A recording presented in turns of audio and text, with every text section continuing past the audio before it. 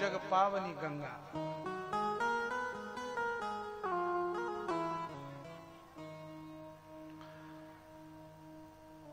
केवल भगवान की कथा से ही मन पवित्र होगा। एतस्मात् अपरम किंचित मनः शुद्ध्यै न विद्यते। इसके अतिरिक्त और कोई साधन नहीं है।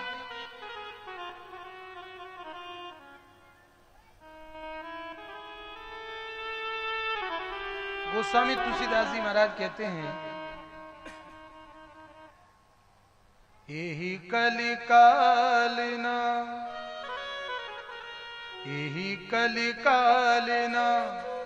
साधन दूजा। यही कलिकालिना साधन दूजा। यही कलिकालिना साधन दूजा। यही कलिकालिना साधन दूजा। योग जग तप योग जग तप और न योग जग जप तप व्रत पूजा। योग जग जप तप व्रत पूजा। योग केवल नाम आधारा। कलयुग केवल नाम आधारा। युग केवल नाम आधारा। कलयुग केवल नाम आधारा। मेरे सुमिर नर उतरहि पारा। सुमिर सुमिर नर उतरहि पारा। केवल भगवान की कथा अद्भुत महिमा है। अब देखो भैया, अब हम भगवान की कथा के महात्म की चर्चा प्रारंभ करते हैं।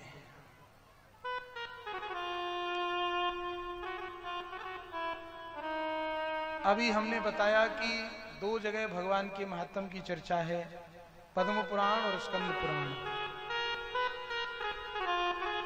और भागवत महापुराण के श्रवण की दो परंपरा हैं। एक तो आकाशीय परंपरा है और एक पाताल की परंपरा है। आकाश की परंपरा से श्रीमद् भागवत महापुराण नारायण के मुख से प्रकट भई है, और पाताल की परंपरा से श्रीमद् भागवत महापुराण शेष जी के मुख से प्रकट भई है।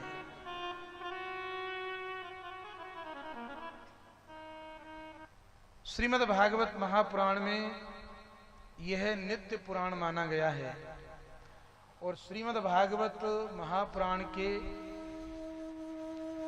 6 अध्यायों में भागवत जी के महात्म को गाया है। 6 अध्यायों में भागवत जी के महात्म को गाया। हमारे संत कहते हैं कि 5 अध्याय में नहीं गाया, 7 अध्याय में नहीं गाया। भागवत जी के महात्म को 6 अध्यायों में ही क्यों गाया गया? तो संतों ने बड़ा सुंदर इसका समाधान किया।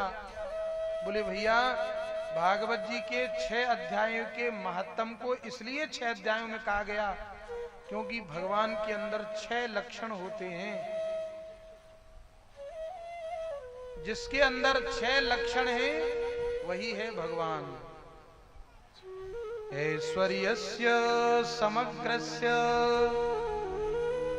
धर्मस्य यशसः श्रियः ज्ञान वैराग्य योश्चैव शरणां भग इति ऋणाम्। ये 6 लक्षण जिसमें हो वो भगवान। और भागवत जी के महात्म का एक एक अध्याय भगवान के एक एक लक्षण का निरूपण करता है।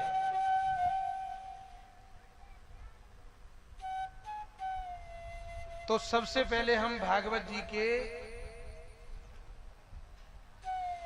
यश का वर्णन करते हैं। प्रथम अध्याय में सबसे पहला श्लोक है, बड़ा सुंदर श्लोक है, ये सबको याद होना चाहिए, क्योंकि भागवत जी के 6 अध्यायों में जो भागवत जी का मातम गाया है, उनके पहले श्लोक, पहले अध्याय का प्रथम श्लोक है। ये श्लोक हमें बताता है कि हम भगवान की पूजा क्यों करें, हम भगवान को क्यों पूजें, हम भगवान के मंदिर में क्यों जाएं,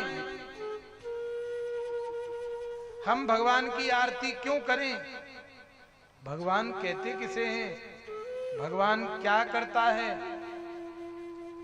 और भगवान का भजन करने से क्या मिलता है।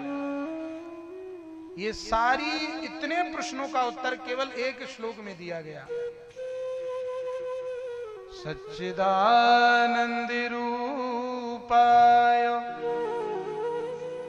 विश्वोत्पत्त्यादि हेतवे तापत्रय विनाशाय श्री कृष्णाय वयं नमः।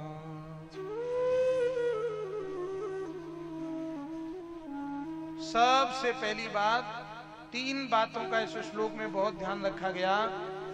3 बातें यदि हमारी समझ में आ गई तो पूरी भागवत कथा हमारी समझ में आ जाएगी। सबसे पहले भगवान के रूप का वर्णन किया गया है, कैसा रूप है भगवान का। और इस श्लोक की व्याख्या करने से पहले एक बात हम और समझ लें कि ये जो भागवत महापुराण है ना, ये संगम है। क्या है ये? संगम। और संगम किसे कहते हैं? जहां 3 धाराएं मिल जाएं, उसी को संगम कहते हैं। गंगा, जमुना और सरस्वती, ये तीनों धाराएं जहां एक साथ मिल जाएं, उसी को संगम कहते हैं।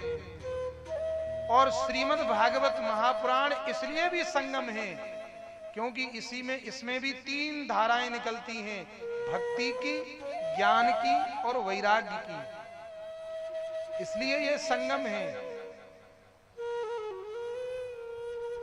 और इसलिए भी ये संगम है क्योंकि इसमें तीनों का वर्णन है। देखिए, व्यास जी महाराज ने भागवत महापुराण को लिखा सरस्वती नदी के तट पर बैठकर। व्यास जी महाराज ने इस पुराण को लिखा सरस्वती नदी के तट पर बैठकर। और भागवत महापुराण में सबसे पहले जब राजा परीक्षित को 7 दिन की मृत्यु का शाप लगा, तो राजा परीक्षित जाकर के कहां बैठे? गंगा जी के किनारे। और ये भागवत महापुराण का शुभारंभ भी गंगा के किनारे से हुआ है।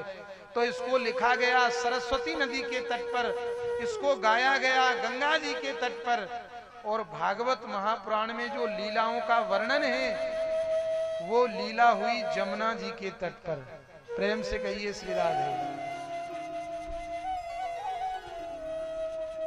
इसलिए भी इसको संगम कहा गया है, क्योंकि इसमें गंगा है, जमुना है, इसमें सरस्वती है, और इसमें ज्ञान है, वैराग्य है, भक्ति है। और एक सुंदर बात, हम सबसे पहला श्लोक देखें। सच्चिदानंद रूपाय विश्वोत्पत्त्यादि हेतवे। इस श्लोक में भी 3 पद बताए हैं। पूरे श्लोक को हम अलग अलग कर दें तो 3 पद निकलते हैं। सच्चिदानंद रूपाय, ये एक पद है। विश्वोत्पत्त्यादि हेतवे, ये दूसरा पद है। और तापत्रय विनाशाय, ये तीसरा पद है। तो यहां भी त्रिवेणी, यहां भी संगम,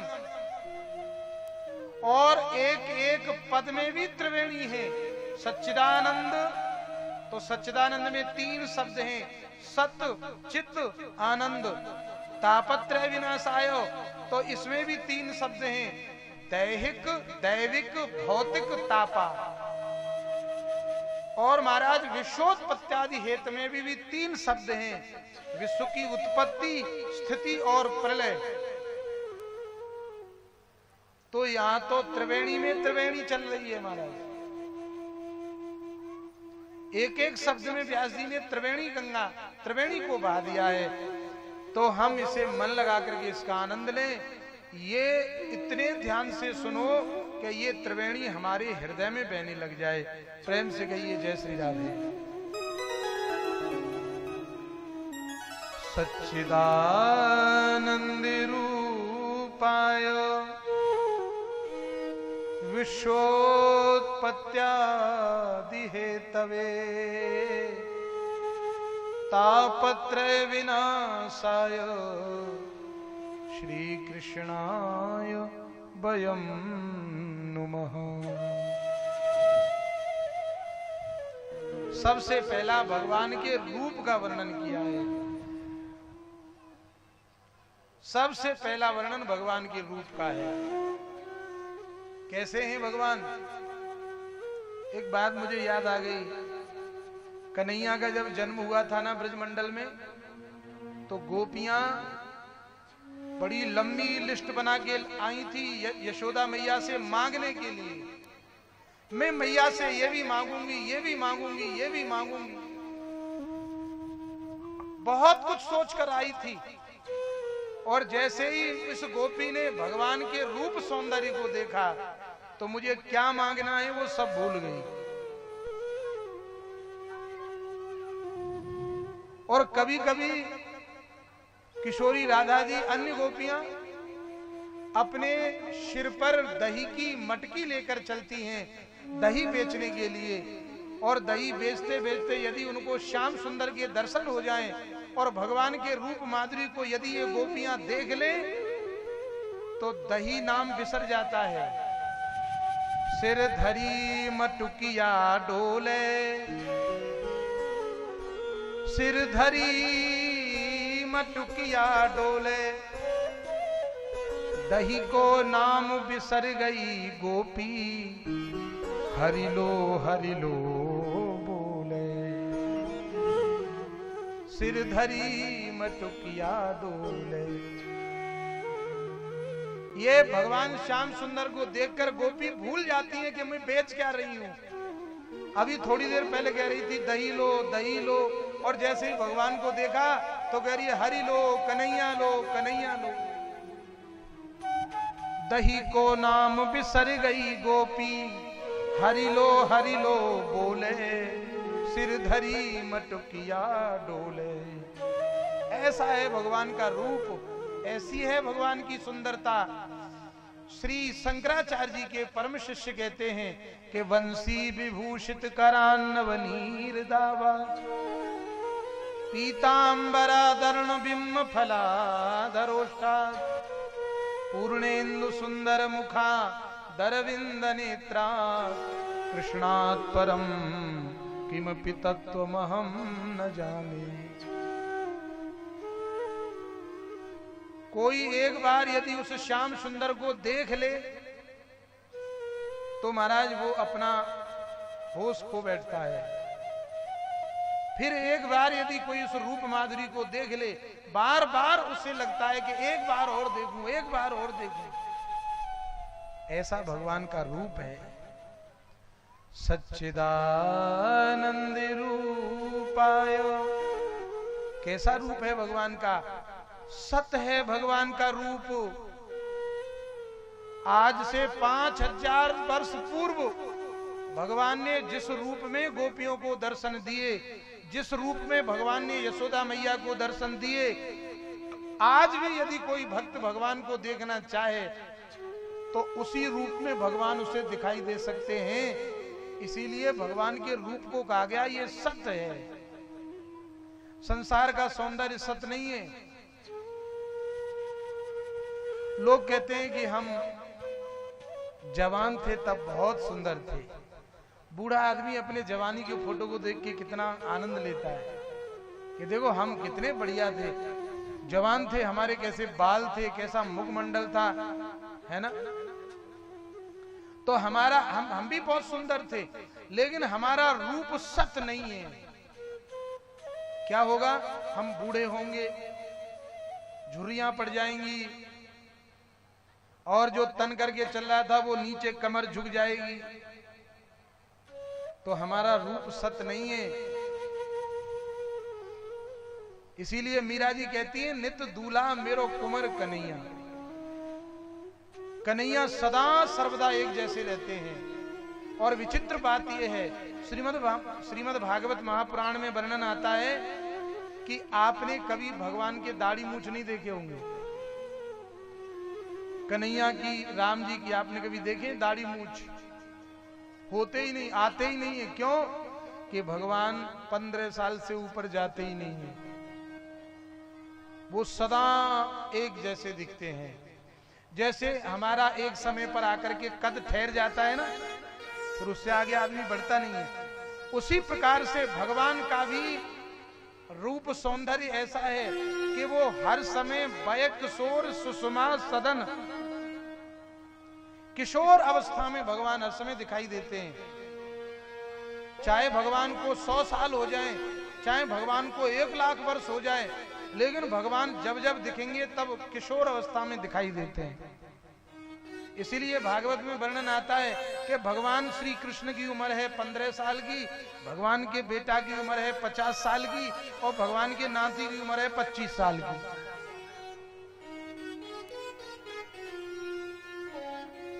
माने कन्हैया भगवान श्री द्वारकाधीश का नाती भी है ना, वो भी भगवान के सामने बूढ़ा लगता है। ऐसे हैं भगवान। इसीलिए भगवान के रूप को सत कहा गया है। सत कहिए जो बिन से नाही, सत उसे कहते हैं जिसका कभी विनाश नहीं होता। सत उसे कहते हैं जो कभी बूढ़ा नहीं होता। सत उसे कहते हैं जिसकी रूप माधुरी कभी फीकी नहीं पड़ती है, उसी का नाम है सत।